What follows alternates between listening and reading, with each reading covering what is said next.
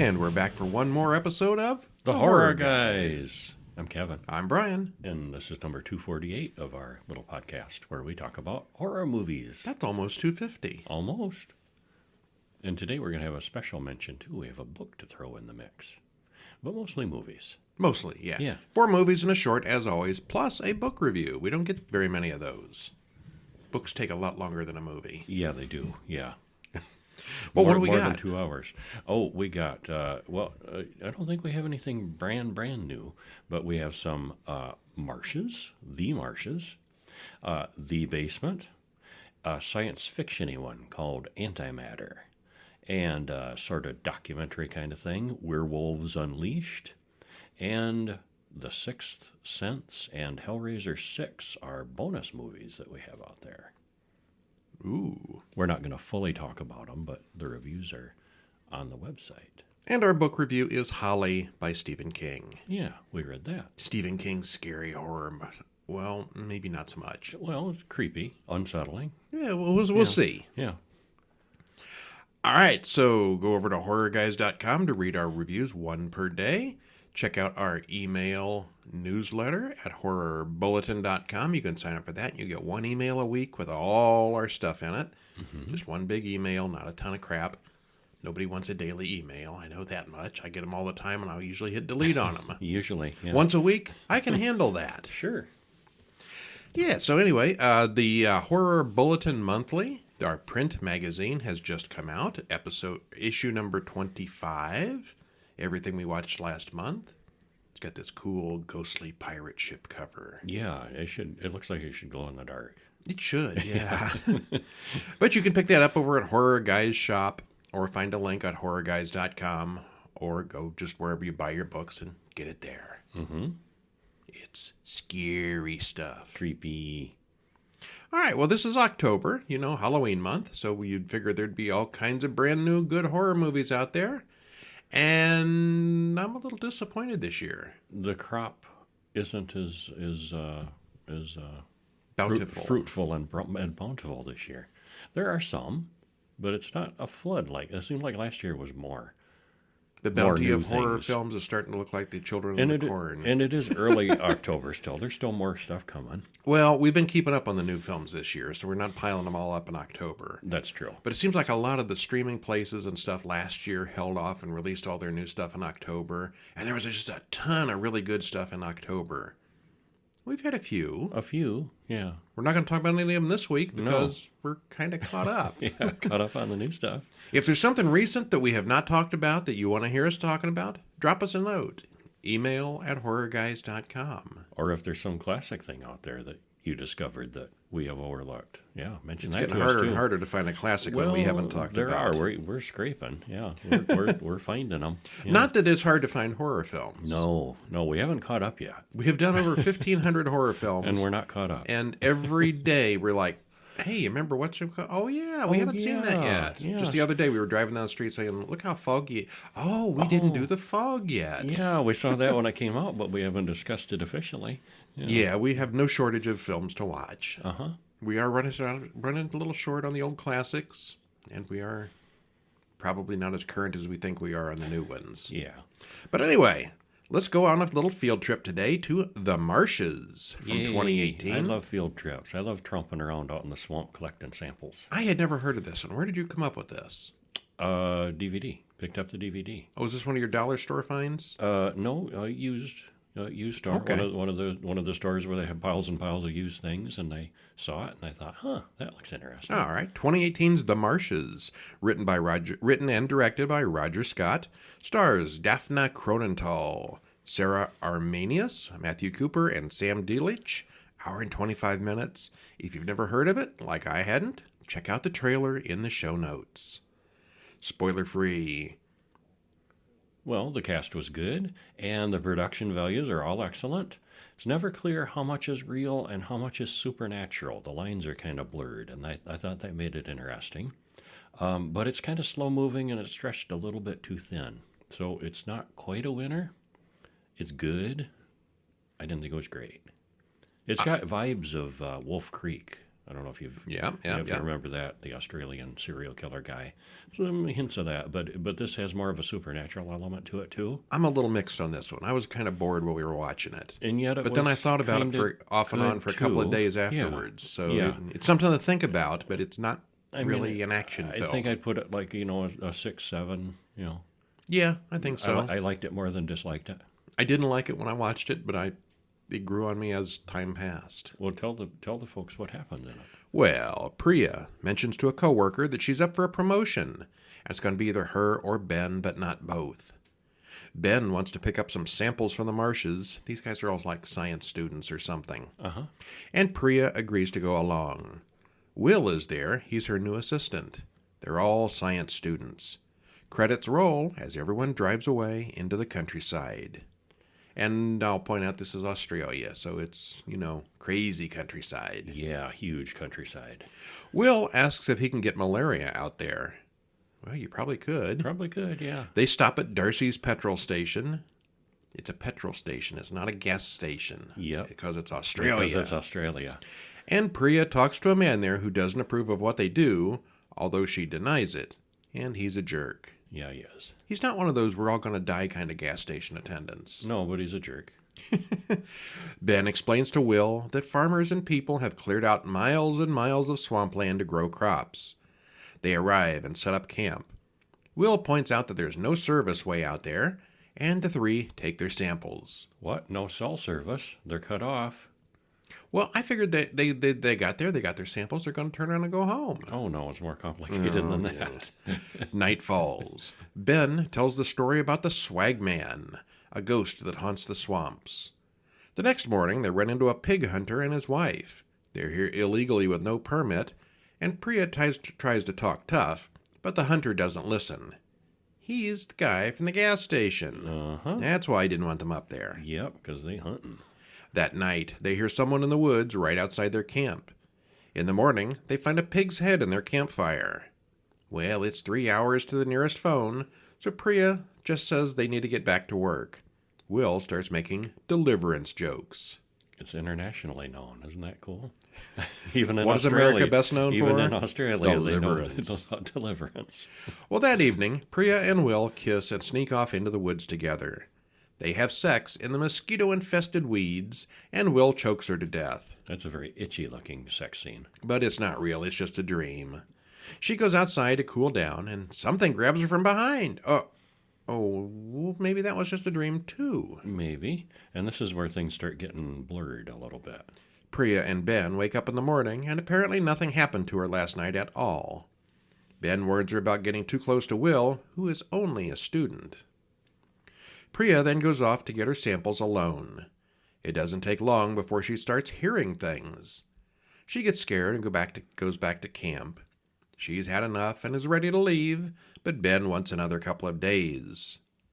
How many days Yeah. does it take to get some swamp That's samples? A lot of samples they're taking here. A lot of different places, I guess. Well, they've only got that one little car, though. How many samples could you take? Yeah. And how different are they going to be? It's Well- swamp water. They argue, and he says he can be done in the morning. He's been dragging this out for some reason. She gets angry and goes to bed. Priya wakes up in the middle of the night, and there's clearly someone outside her tent with sharp shears. Yeah, it's those clipping shears, them creepy, snip, snip shears. Well, she panics and runs off into the darkness, where she encounters the Swag Man before passing out. Is Swag Man mean something in Australian? Is that like homeless guy or junk man or something like that? I don't know. I didn't look that up. I think there's more to it than just his name. Well, she wakes up in her completely intact tent in the morning. She feels terrible, so Ben and Will go off to do their samples, leaving her at the camp. Priya meets up with a pig hunter's dog, but there's no pig hunters anymore. Okay. She goes looking for the guys, but keeps hearing and seeing things. A swag man was a transient laborer who traveled by foot from farm to farm carrying his belongings in a swag. The term originated in Australia. An itinerant worker. Yeah. Okay. Not homeless exactly, not a beggar. Worker. Okay. A traveling worker, yeah. Well, meanwhile, Ben and Will get lost out in the swamp. They find their missing camera, stolen by the pig hunters. There's a video on it of something killing the pig hunters. Well, they all start hearing the swagman's whistle. A naked man runs out of the weeds, but then he's pulled back in. The three science folks follow him and find him hanging from a tree. And it's the pig hunter. The three watch as the swagman cuts up his victim. The man gets the pieces he wants and leaves. And that seems to be really happening as a physical, real thing. So All three of them seem to see it. How's a ghost managing to do that? Well, there's a great deal of panicky running and freaking out. Ben goes off on his own and is immediately caught by the baddie. Soon they find him hanging upside down. They can't get him down fast enough, and the swagman guts him. Well, Priya runs and hides, but eventually the swagman catches her too. He smacks her and walks away, leaving her alive. She catches up to Will, who's in shock. He's feeding now. Once he's finished, he'll come after us. Ew. Well, they set back off through the tall grass to find their camp, but keep running in circles. There's lots of tall grass. Yeah, there's a lot of that. Surprising. Yeah, okay. Well, even when they know they're doing it, they wind up back at the same place. They know they're running in circles and they can't stop. Yeah. It's like they're trapped. A snake bites Will. They've been out in this swamp for like a week now, and this is the first snake we've seen. And he goes into convulsions as the swagman approaches. Priya's right there, but she doesn't see when the swagman takes Will. Priya walks through the swamp and gets leeches all over her. After what seems like hours of crawling through weeds, at least to us, Priya finally makes it to the road. A police car finally pulls up, and Ben and Will are with them. No, wait, that was a hallucination. Now the swagman's got her, and he drags her off into the tall grass, kicking and screaming all the way. So sometimes the swagman wins. Sounds like always the swagman wins. In this case, anyway. Yeah. Well, it's sort of Blair Witch in the tall marshy grass. It's got good atmosphere and a genuinely creepy setting.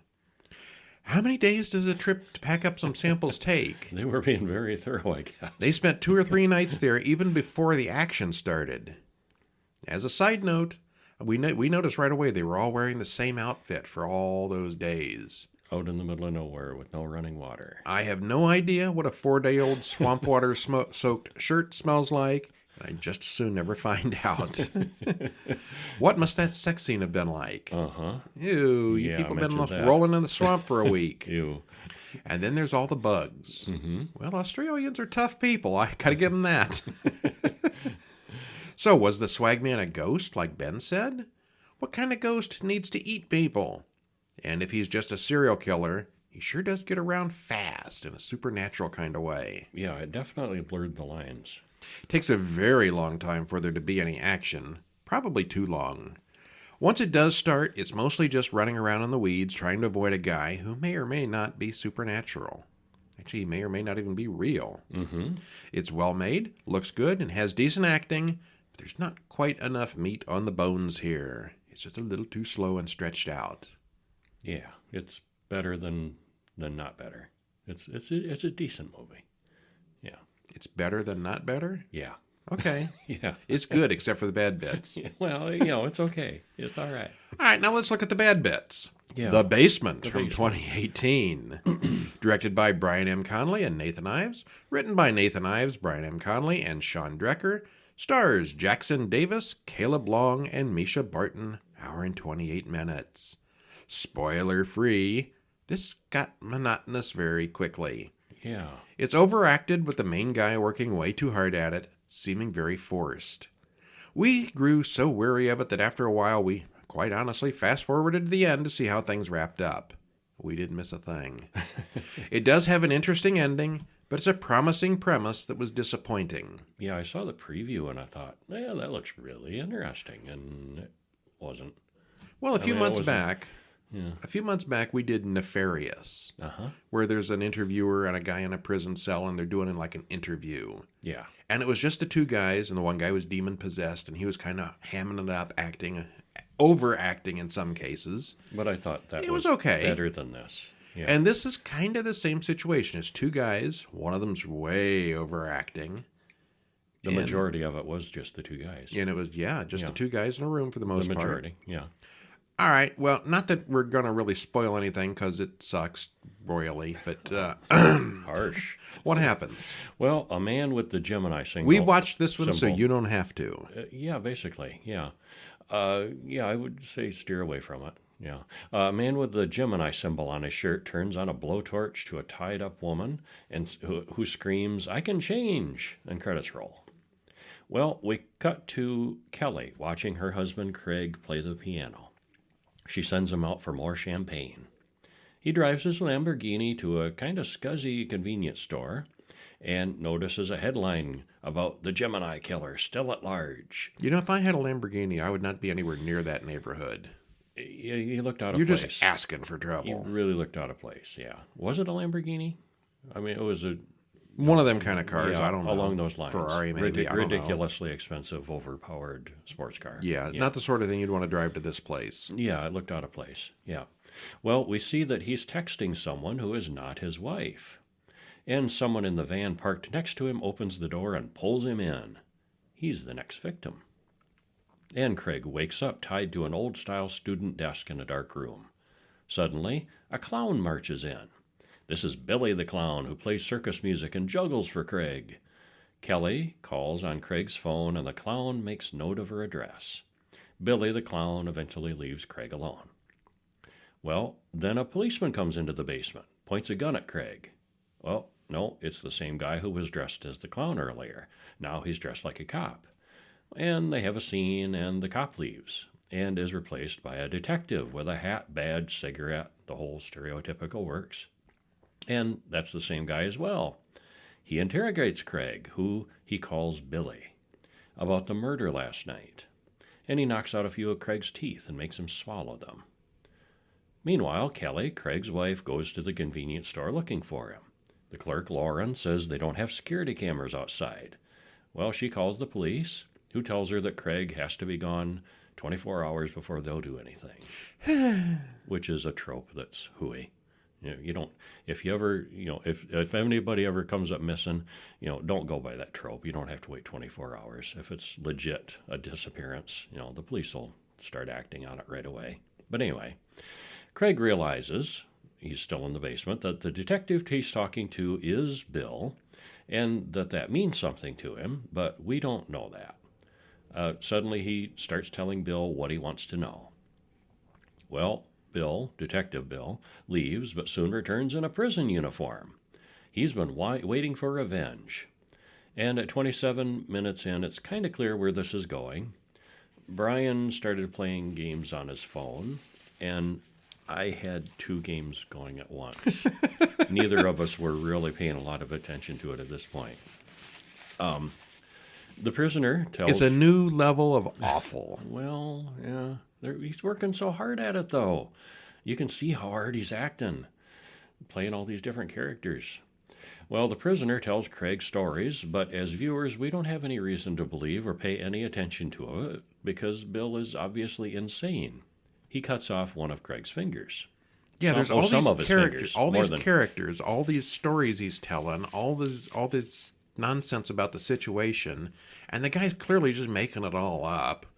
It's not like we have any reason to believe any of it. It's just a crazy guy being crazy on screen for 9 hours. Playing out his imaginary scenarios. Yeah. Well, okay, go on. Go on. Well, meanwhile, Kelly's friend Bianca comes over. She's the woman who is texting Craig about their affair. Well, Kelly says she knows Craig was having an affair with someone, and Bianca looks all surprised and puzzled. I don't know who it could be. Yeah. Well, back in the basement, a doctor comes in to treat Craig. It's the same guy again. Yes. And there's a bit more gore as Bill sews the wounded fingers back together while speechifying. Bill comes back again as a lawyer who's trying to keep Craig from the electric chair. And at that point, we'd had about enough. We fast-forwarded about 45 minutes. And you can tell through the scenes that 45 minutes is just one character after another coming down into the basement and talking to the guy. And slowly abusing him more and more every time. By the end, he's pretty well worn down. He's bashed up and cut and bruised and wounded. And, well, Billy's now wearing an executioner's black hood, and Craig's in much worse shape, drooling and apologizing to Kelly and recording his final message. Well, the Gemini killer lights up his blowtorch, just as we saw in the pre-credits scene, and Craig screams in terror. He burns Craig's head with the cutting torch, burns it right off, which doesn't seem like it'd be very efficient. Axe or saw or something would be. I don't know. Burns right through the neck, removing the head. Yes. Yeah. Well, anyway, plop. There, he's beheaded. Yep. This is the Gemini killer's MO. Well, Kelly complains on the phone about the police refusing to help. But then a very familiar-looking police officer comes to her door. And you're thinking, oh no, he's come to get her too. But then he says, it's done. Well, Bianca's on the couch unconscious, and Kelly asks him to take the trash out on the way out. Oh, one of those stories. She knew, and she set the whole thing up. And then we flash back to 1 month earlier, where Kelly talks to Bill about his acting and how he's doing. And, oh, by the way, I want you to kill my husband. I know you're the Gemini killer. And Bill's like, what? No, not me. And he's like, oh, knock it off. You're my twin. I know you, and I want you to do this for me. And so she was, he was the killer, and she was steering him, toward victims she wanted. And then she says, oh, and then you can go back to doing whatever you want to. Well, this is like one of those acting classes where the teacher makes the student work through a handful of completely unrelated scenes and characters to see how good an actor they are for a stage play. And making, going on that, one of the things that Kelly says to him, how's your acting going? Because he's taking, acting classes and improv classes. And so he's really insane. I mean, he's literally insane, playing out all these characters. Why does he doesn't need to take acting classes to be insane and play out these characters if he's really got a multiple personality thing going on, which it seems he does. He's not faking being the Gemini killer. He really is. He really is the Gemini killer, and he's really insane with all these split personalities. That's not acting, but he's acting like he was acting, and that kind of made it confusing. And well, these guys, well, as far as going back to that acting class, these guys aren't that good, so it gets tedious very quickly. Well, I mean, they go through the motions, but you can tell and it's hard to, explain or articulate, but, an actor that just shows up and slides into the part and you believe it's him and it's natural, really skilled actors, professionals, and this guy looked like he was working at it. He was acting. He was acting so hard. Yeah, in the quotation marks, acting. Yeah. It's so unsubtly bad that it's cringy to watch. It really is. If he really had multiple personalities, he'd be a lot more subtle about it. And he would just be doing it. Yeah. He wouldn't be acting. I don't know. It's strange. Kevin says he could forgive this a lot more if it were a really low-budget indie movie, but it's not. This was a studio production that had a writer, director, and all the usual stuff. How this film happened, how this actually happened is beyond my comprehension. Well, somebody paid for this. Indie movies have writers, directors, and all that stuff, too. Yeah, but I mean, this was big scale. Yeah, this was not a little thing. Yeah. Well, for the past 9 months or so, I've been comparing all the terrible movies to Skinamarink. It's still better than Skinamarink has almost gotten to be my catchphrase. I sat through all of Skinamarink. Yeah, everything is compared to this. This is just an overacted, boring shitfest. Oh, this was so much better than Skinamarink.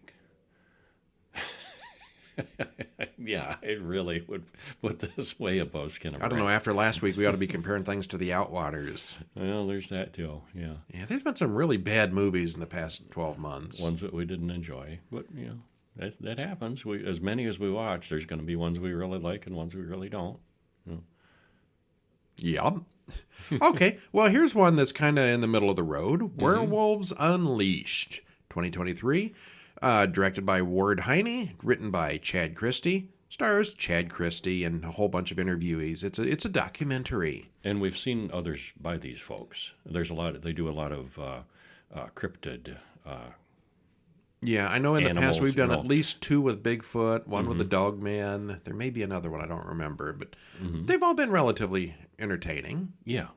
They do the interviews interspersed with like reenactments and animations, and they're pretty high quality. Yeah, and I think for the most part they do a pretty good job of seeming neutral. We were both Like, a little unpleased with this we'll one, though. present, you decide kind of thing, But this one is, this one wasn't as good. Spoiler-free, what happens? Well, there's not anything to spoil plot-wise because it's just a documentary.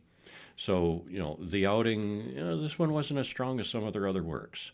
There are fewer witnesses with their stories. There's less history and lore, and it seemed a little bit aimless. This was a little thin. Yeah. There's actually scenes where they're sitting around, debating and talking about, who can we talk to, and we're having a hard time finding any witnesses and people we can talk to. And I'm thinking, we don't need to see that. Just find people and present them to us. Yeah, That's they your complain job. that it's hard to find people to talk about these things, and then you start hearing people that you really don't quite believe because you think they're just talking to be on camera.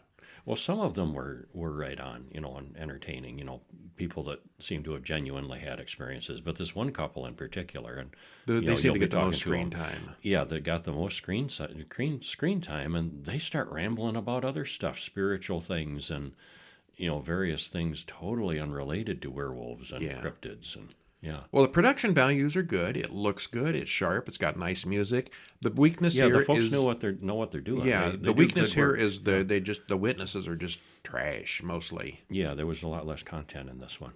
Okay, I make it sound that's just the worst thing It's ever. not. It's not not. garbage, but it's not as strong as some of their others. Well, we open with a group of monster hunters getting set up with wildlife cameras and talking around a campfire as the credits roll. They talk about having a bunch of eyewitnesses to interview about the dogman or the werewolf creature in the Ohio and Pennsylvania area. With the first couple that they bring on, talk about hearing the Ohio Howl, which is a well-known thing that you can hear on the internet. Yeah, we actually looked it up. You Yep. can Google the Ohio Howl, Howl, H-O-W-L, and you can hear that. I've heard this many times, actually. Yeah. Well, these two are very spiritual, in quotes, people. They also talk about how haunted the area is, with a lake that flooded an old cemetery. They talk about a legendary rivalry between the Dogman and the Sasquatch. She then talks about dreams that she had as a teenager. Then they talk about meditation and doing rituals and bring in some other way off-topic ideas. And we're like, well, these people are weird. And off topic. Yeah, I mean, don't care about your crystals and I can stuff. forgive weird when it's on topic, but they kind of rambled a bit. Yeah. Yeah. Well, the next man, he describes in details where he saw the inhuman creature. He describes it as a huge dog standing up on its hind legs, walking across the road. And this is the kind of thing you expect, not hearing about his teenager's dreams. Yeah. Well, the third witness is located near the previous man, and we very soon cut back to the first couple, talking about twisted tree branches and other things that have nothing to do with werewolves. And at which point I was saying, more werewolf stories. Less of these people. Yeah. We then cut to the producer calling a prospective interviewee. We're struggling to find really pointed dogman sightings. Well, maybe there's a reason for that. Well, the caller presents the idea that people Most are people scared, don't want to talk about Dogman because they're afraid to discuss it. Yeah. So then they talk about old stories and legends. Yeah, which is okay. We then cut to an old woman who used to run a metaphysical store. But I didn't believe in vampires or werewolves then, she says. She had a man come into her store claiming to be a werewolf. He was from a pack of werewolves from California, and he was on the run from the pack. Sounds like a movie plot, don't it? And was she the one that was talking about them having a gathering and they had license plates and stickers on their black vehicles of werewolf symbols? Yes. Like, yeah, that's a way to have a secret society. Put a werewolf symbol on your bumper, on your rear bumper. Wow. Why are you laughing? Because I find that very amusing. It's a secret. We're absolutely hush-hush about it. So we'll have Well, we then cut to the film guys exploring an old railroad tunnel that might have a dogman living inside, and they do see dog footprints. After another interview, the filmmakers hang out in a cemetery at night, and we get lots of shots of graves and night vision. Then they complain about being cold and go back to their campfire and pray. Pretty much. We never see a dogman. We don't. Well, We never really hear a howl. Well, we don't see. That's the thing with all these. We don't actually see any of these creatures. There's stories and legends, and but you know, At least they could find some better stories. yeah. And for this one, it was a little thin. Well, the first 20 minutes or so is almost exclusively a couple talking about mumbo jumbo and magic, barely touching on werewolves, and the same couple is revisited several times. There are two types of stories here. First, there's the Dogman, who is an animal who lives in the woods like Bigfoot. He's a wild thing out in the woods. Mm-hmm. And then they also talk about werewolves, which are humans who turn into wolves at the full moon. The stories are similar, and they kind of overlap here. But a werewolf would not be living in a train tunnel or building nests out in the woods. Well, not during the day when he's a human. Probably not. If you're a werewolf out, why are you going to have time to build a nest? What are you going to do out there when the sun comes up? Well, there's only so much hunting you can do. You might want to just, hang out and take a little napsy before you turn back. You've fed like a real dog. They sleep most of the time. You've fed, your belly's full. You want a little napsy before dawn. Well, the production values are good. The audio and video are really well done, as all the documentaries are from Small Town Monsters. But this one is really lacking in witnesses. Most of their recent releases have had reconstructions, animations, and other things that are interesting to watch as the stories unfold. This one has very little of that. None of the stories were particularly compelling or felt like anything more than tall tales. Well, I thought that one guy was especially interesting, but the guy were across the road, he sounded like he saw something for real, yeah. Uh-huh. Well, they feel like leftover unused footage from their other, better films pasted together to release something for Halloween quickly. And that's really what this feels like. They just stuck some things together. A little bit. We laughed out loud at some of the stories, not because they were meant to be funny either. Well, we already touched on me laughing about that. Yeah. We would both recommend watching one of their previous films, The Dogman Triangle, Werewolves in the Lone Star State, instead. Uh-huh. There's a link in the show notes to read our review of that one. Much better. All right, and that takes us to Antimatter from 2016. Written and directed by Keir Burrows, stars Yiza Figueroa, Philippa Carson, and Tom Barber Duffy, hour and 49 minutes. Spoiler-free. Spoiler-free? Well, this had an interesting start and finish, with a stretch in the middle that was a little bit too stretched. And the acting is fine, the story is at least interesting, but it starts to crumble a bit when you think deeply about it. It was kind of hit and miss overall.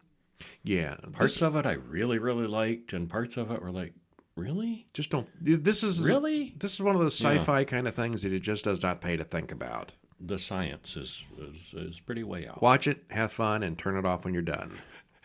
Yeah, there you go. We begin in Oxford, England, where a woman listens to an audio tape of Anna and her mother. We flash back to Anna and her mother 22 years ago earlier in Florida. We see that someone is holding a gun to the woman's head. And credits roll. Anna is now grown up and a student at Oxford. She's working on electromagnetic pulse tests for her thesis. Most of her experiments don't do anything until one test. She makes an electron disappear. Success. Nate says she couldn't have made it disappear, so it must have been simply moved somewhere.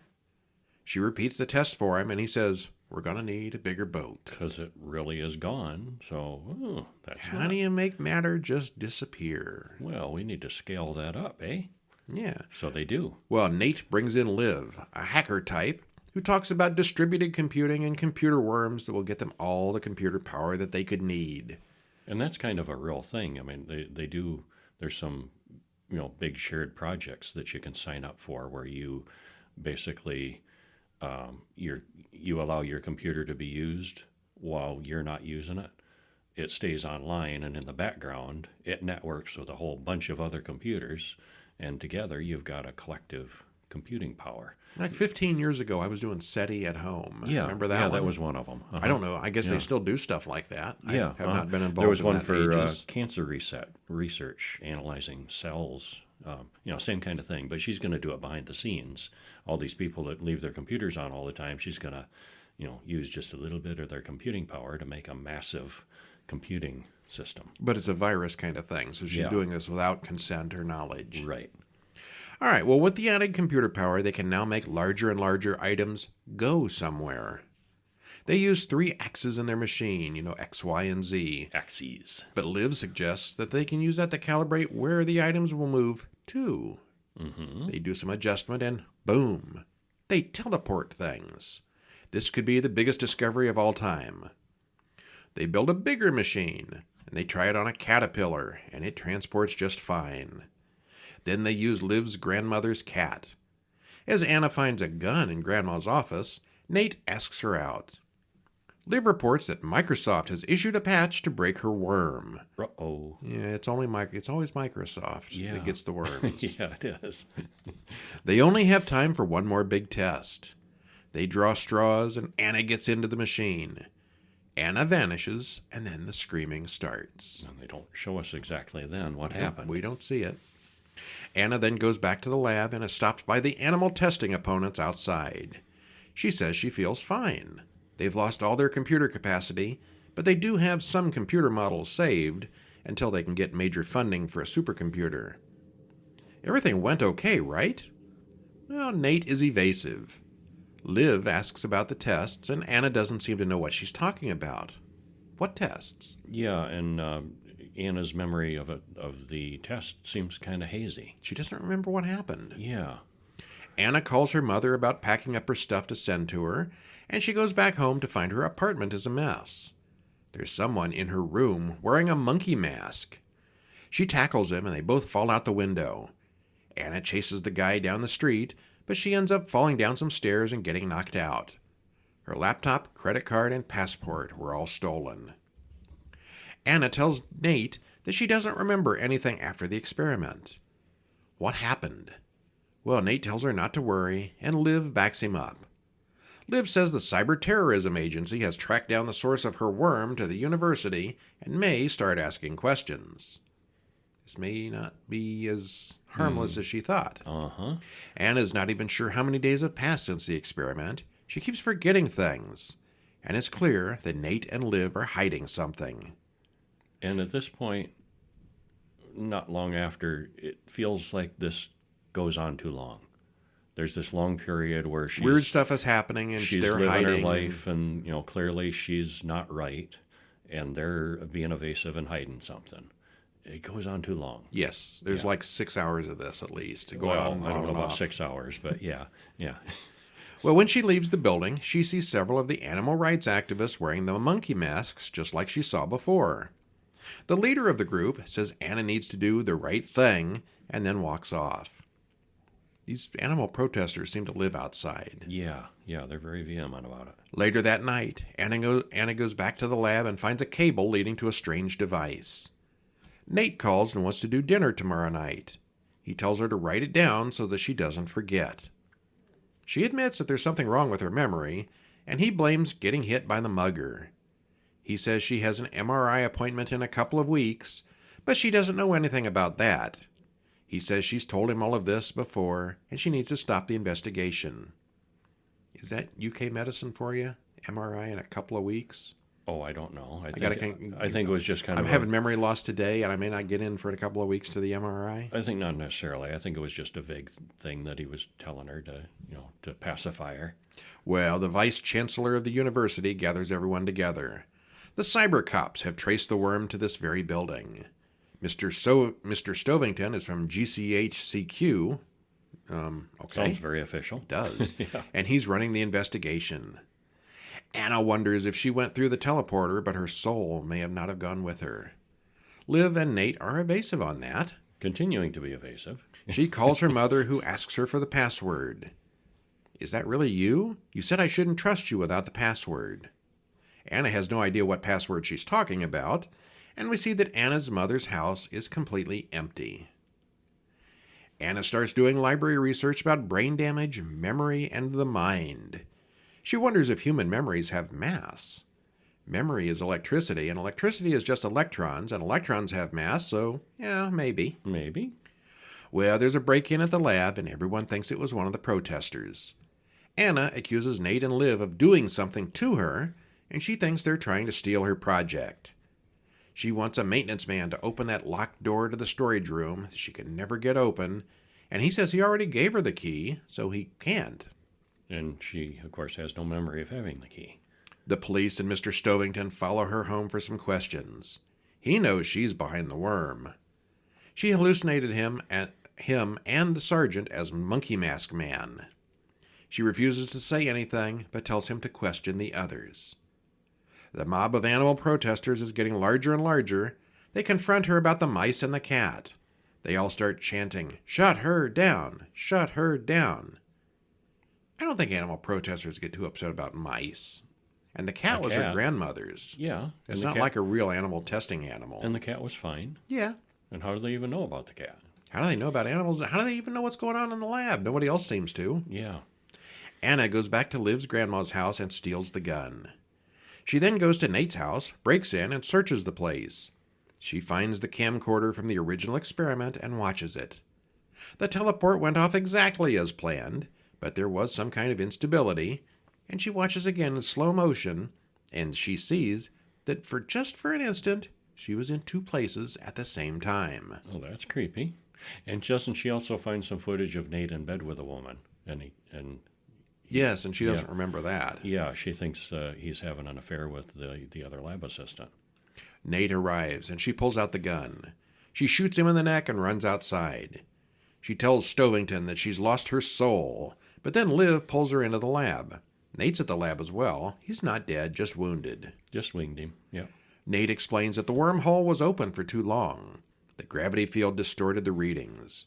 They had to figure out a way to shut it down faster, so she went through a second time. Nate shows her the rest of the tape. The second time through the wormhole, the machine cut out, and there were two of her. You're the light that got left behind. Turns out she's photonic, made of light. She's not real, which is why she's not been eating or drinking or making new memories. The storage room opens, and the real Anna walks out. Real Anna admits to being the person in the monkey mask. So every time the fake Anna came to the lab, she would just lock herself in the storage room, so Anna couldn't. So light Anna couldn't find her. But let's not go with the butts just yet. There's some issues we're going to talk about here. Light Anna's mother calls on the phone, and they talk about the things that she remembers. And her mother doesn't know that this is going on, that there's two of them. Her mother sent her an audio tape of them playing the piano when she was little, and she plays that. This was the opening scene of the film. The real Anna takes the gun. Nate tells her that they've explained all this to her several times in the past, and it never went well, so they just let her wander around in confusion. Light Anna gets back into the machine as the real one watches. They activate the machine, and Light Anna disappears completely. Because she has no mass. Nate, Anna, and Liv discuss whether or not to proceed with their experiments. Anna tells Liv to hack the system and place the blame for the worm on the animal rights people. The end. And science will go on. Well, okay then. Yeah. Well, the early part with the experiments is interesting, but after Anna goes through the experiment, we see that something is off, but it takes entirely too long to go anywhere with that, and the second half hour feels incredibly slow. The resolution at the end is interesting and unique, but don't think too hard about it. Mm-hmm. Now, it's entirely possible to write notes with specific details that are more than single words. Yeah, she wakes up in the morning and there's esoteric notes, and the people at the lab, they don't tell her anything, and just let her wander around in the world. Yeah, she got these individual words on Post-it notes to remind her of things. I mean, you could write a little narrative story or a paragraph about what you've done today or something more than what she's been doing. Yeah. Or, every day, when she wakes up, explain to her again, what happened. Tell her the full story of her. Supposedly they tried doing that and it didn't work. But I don't know why it wouldn't. Because Anna is intelligent and reasonable and knows what's going on with the experiment. And if they fully explained it to her, and the real Anna was there every day. You could write down the explanation for the entire movie in a paragraph. Yeah. Instead of just letting her guess. Look, you're not real. We're sorry, but you need to hang out here with us in the lab. You can't go wandering out in the world, and we're going to try to fix this. And instead, just let her wander around thinking she's Anna. They could have cleared up. And how much damage did she do to the real Anna's reputation by wandering around being, her stuff weird. and her mother's relationship, and yeah. Well, a little explanation would have cleared up a lot of the confusion here. Also, have you ever seen a movie where the animal rights people aren't portrayed as lunatics and weirdos? They sure are in this one. Why did they hide the real Anna in the closet and let the light Anna wander around out in the real world? Well, It makes no sense. They didn't hide her in the closet. Every time Light Anna came to the lab, she hid herself in there so they didn't encounter each other. Why would you let the defective version of you run around and take over your life, though? Yeah. You're going. Yeah, Why? It doesn't make the damage sense that to could me. be caused to her reputation. I mean, she's wanted by the police now. Yeah. Yeah. Just tell this Light. I mean, and it gets poignant and sad because this Light Anna, as far as she knows, she is the real person, and she's got all the memories and all the emotions and everything of the real Anna. And coming to terms with the fact she's not real, but she knows. I mean, they could explain this to her. They could have. Well, we did like it overall, but it kind of drags in the middle, and you definitely don't want to think too hard about any of it. It made for an entertaining movie for us, Yeah. but no, that didn't make sense. Yeah. Some of it, yeah. Short film time. We watched a short film this week. Short film. Well, we watch a short film every week. Short film. This is a short film. It's a short film. It's called Consurgo, I don't know, from 2018, directed by Luigi Commendatore, written by him and Xemi Parra, stars Nicola Acunzo, Dee Imbert, Emmett McCarthy, Liliana Molina, and Ricky Sayers. 13 minutes, and there's a link in the show notes to watch this thing on YouTube. What happens? Well, a naked man stands on a stool to feed his fish as credits roll. And we are told that consurgo means to rise, to lift oneself. Well, the man gets dressed, he gets on a train, walks through a busy urban station. It all looks pretty normal. Stops to watch a man doing a puppet show. There's like street hucksters and, various people set up doing things on the street. And we see that our guy has a shoe shine business that he sets up. And surprisingly enough, that's the creepy part. Who knew shoe shine could be so weird? Yeah. Yeah, service workers like the shoe shine guys are weird people, right? No, some of them. This one is. Yeah. Well, some people take their jobs way too seriously. Everyone knows that you shouldn't bring your work home with you. And he has no dialogue. Do you think he's mute? Or is he just a quiet guy? I couldn't tell for sure. But anyway, he doesn't say anything. No, he doesn't. Yeah.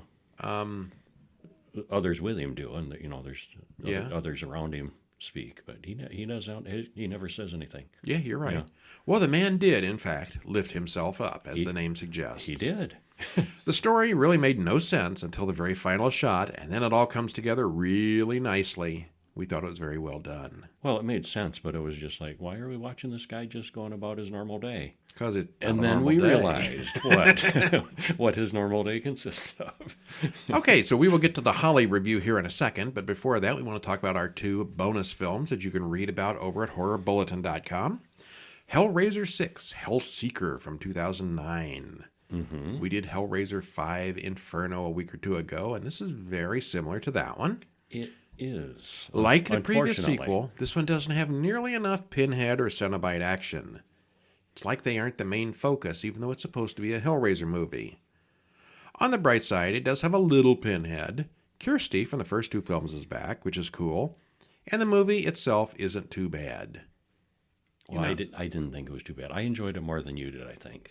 Yeah, I'm tired of these movies that aren't what they advertise. This was not really a Hellraiser movie. It wasn't Hellraiser-y enough. Yeah, so you can read the whole thing over on the newsletter site. Mm-hmm. We also looked at 1999's The Sixth Sense. M. Night Shyamalan wrote and directed it. This is one with Bruce Willis and Haley Joel Osment. And this was a second viewing for both of us. We'd both only seen it once. I'm sure we were both surprised by that ending. Oh, I was, yeah. Yeah, I was lucky enough to see it blind going in. Me too. But this time we both knew what we were getting into, and it was interesting catching things that we missed the first time around. Yeah, very interesting. It's very well made and cleverly done. If you haven't already seen it, don't listen to us. Just go see it and don't get spoiled. Be surprised. Don't get spoiled first. You can't say that highly enough. See it blind if you can. I generally do these reviews by watching a movie once. There's a lot of things out there people say, oh, you pick so much up on the second time around. This one you really do. A movie that you have to watch twice, in my opinion, is not usually very good. Generally This not. would be the exception. I said that of Hereditary, where I enjoyed it so much more the second time, and you criticized that. It's like, no, you shouldn't have to. And you have a point there. Yeah. But this one is worth the second watch. Yeah, absolutely. Yeah. Okay, so now onto our book review for the year. Holly. We don't do enough books. No, we don't. And full disclosure, they were nice enough to provide Yes, this was a promotional review copies to us for yes. review copies, but we still liked it. Yeah, That it's didn't good. stop us from liking it. Written by Stephen King, and there is a book trailer out there. You can actually watch him read a chapter of it. Stephen King reads the story, and there's a link in the show notes if you want to pick up a copy over at Amazon. Well, okay, spoiler-free. Spoiler-free. What's it about? Holly Gibney is a private investigator, and she was first introduced in 2014's Mr. Mercedes. There's been multiple Several books stories since then, which feature her as a character. I don't think she's the main character in any of them until this one. Here it's all about her, yeah. And in this book, she starts investigating a missing young woman who had no real reason to go missing, according to her mother. And as Holly digs into the case more deeply, which is complicated due to it being set in the worst part of the COVID pandemic, she learns that the recent missing person may only be the tip of the iceberg. Could there be an actual serial killer on the loose that the police didn't even notice? And could it actually be worse than that? It could be. It could be. Well, okay, to be completely honest, I haven't read a Stephen King novel since Under the Dome. I liked Under the Dome, the book, except for the ending. Uh-huh. And then after the TV series came out, I'm like saying, oh, hell with this. The TV series just went on and on and on. I know you've read some. What do you think the most recent one you'd read was? Probably Under the Dome. Yeah, you read that? Okay. Yeah, I did read that. Uh-huh. Well, anyway, neither one of us were in any way familiar with Holly Gibney, Mr. Mercedes, or any of that. Even so, the book was easy to follow, and any references to past cases and activities were very clear, I thought. You don't need to read the previous books in the series to get everything you need from this. And I think that says a lot about him as a storyteller, that he's able to do that. Yeah, there are references to things, but they're all explained, and it's not repetitive or boring. You know what happened in the past. You could at least you need to know what you need to know. You can just hop into this one. Yeah. This is definitely more of a mystery novel than a horror story, with the mystery turned inside out.